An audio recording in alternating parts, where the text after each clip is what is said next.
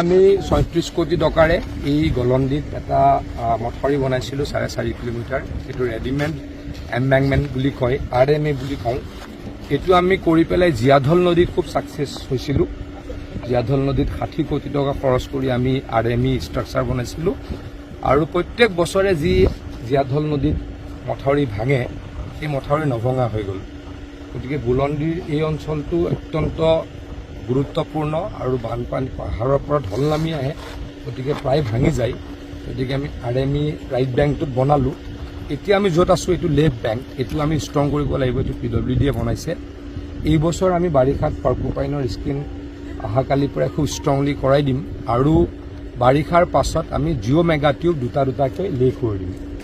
৪.৫ কিলোমিটাৰত আমি নতুন আপোনালোকক দেখাইছোঁ যেনেকৈ 25 মিটাৰ এটা মেগা টিউব, তাত 18-20 বালি সোমাই যায়, প্ৰায় 250-270 টনমান ওজন হৈ যায়। বহুত বেছি ষ্ট্ৰং হয়, কিন্তু অলপ কম খৰচত হয়। আমি বহুত চিন্তা চৰ্চা কৰি ঘূৰি ফুৰি সেই নতুন আমি ডিজাইনটো উলিয়াইছোঁ। সেইটো কৰি দিলে এইটোত আৰু কেতিয়াও নাভাঙিব। অহা বাৰিষাৰ পাছত সেইখিনি কাম আমি খুব ষ্ট্ৰংলি পাৰ্মানেণ্টলি কৰাই দিম। অসমতে বানপানী কমিব বুলি আগতকৈতো বহুত কমিছে, আপোনালোকে মন কৰিছেই চাগে। ইয়াতে এই RMAটো নাথাকিলেও হয়তো এই অঞ্চলটোত দুবাৰমান পানী হ'লেই হয়। জীয়াঢল নদীত যদি আমি RMA নকৰিলোঁ হয় এতিয়ালৈকে চাগে 3বাৰমান পানী হ'লেই হয়। আপোনালোকে দেখিলে হয় মোৰ সমষ্টিতে এতিয়ালৈকে 3টা পানী হয়েই। মোৰ সমষ্টি মায়ং অঞ্চলত মে' লাষ্টলৈকে, আজিতো মে'লে আৰু জুনলৈকে 2-3 দিন আছে, এতিয়ালৈকে 3টামান পানী হ'ল হয়। এতিয়ালৈকে হোৱা নাই ভগৱানৰ আশীৰ্বাদত। যথেষ্ট কাম কৰিছোঁ। 70% পানী হয়তো কমাব পাৰিছোঁ বুলি আমি দাবী কৰিব পাৰোঁ। এতিয়ালৈকে ক'তো বানপানী খবৰ পোৱাই নাই।